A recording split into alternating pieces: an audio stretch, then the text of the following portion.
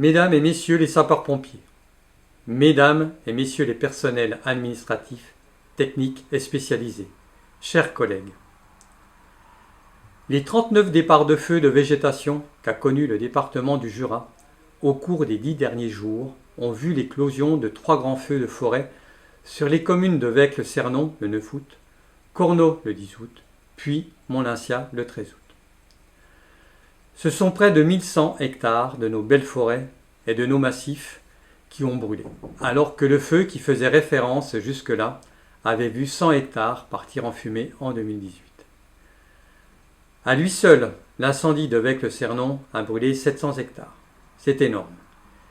Il faut donc voir, à travers ces événements, un point de bascule en matière de feux de forêt en France. Désormais, notre département n'est plus épargné et l'extraordinaire pourrait vraisemblablement devenir l'ordinaire compte tenu du changement climatique.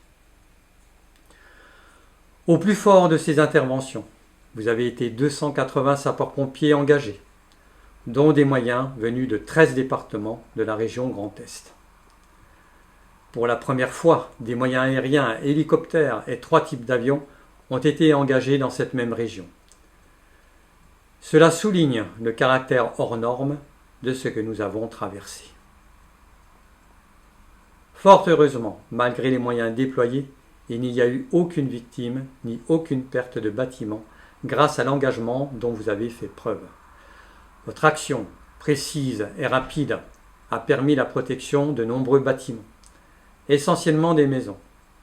Mais vous avez aussi contribué à leur défense et donc à la préservation de la sphère privée de nombreuses familles qui vous témoignent toute leur gratitude. Alors, bien évidemment, il y a eu quelques bobos, ça et là dans nos rangs, mais rien de sérieux. Cela démontre le respect des consignes de sécurité et sans doute une part de chance aussi. Soyons fiers, mais restons humbles. Ce type de catastrophe, car cela en est une épreuve pour les organismes et le mental des intervenants. Malgré cela, collectivement, vous avez trouvé les ressources pour conserver votre lucidité et poursuivre votre mission jusqu'au bout, jusqu'à l'extinction de chaque feu, après un travail pénible et laborieux. C'est remarquable et cela vous honore. J'ai d'ailleurs reçu un appel en direct de M. Emmanuel Macron, notre président de la République, samedi, alors que la situation était particulièrement défavorable sur Vecques et sur Mont-Lyncia. Il m'a assuré de son total soutien dans cette épreuve et il a parfaitement intégré la nécessité d'une large réflexion sur cette problématique qu'est l'augmentation du risque feu de forêt sur l'ensemble du territoire national. Dans cette lignée, la venue de M. Gérald Darmanin, ministre de l'Intérieur et des Outre-mer, est la marque d'un soutien indéfectible de la République et de la reconnaissance qu'elle témoigne à ses sapeurs-pompiers et plus généralement à toutes celles et tous ceux qui concourent à la sécurité civile au quotidien, comme dans les événements de grande ampleur.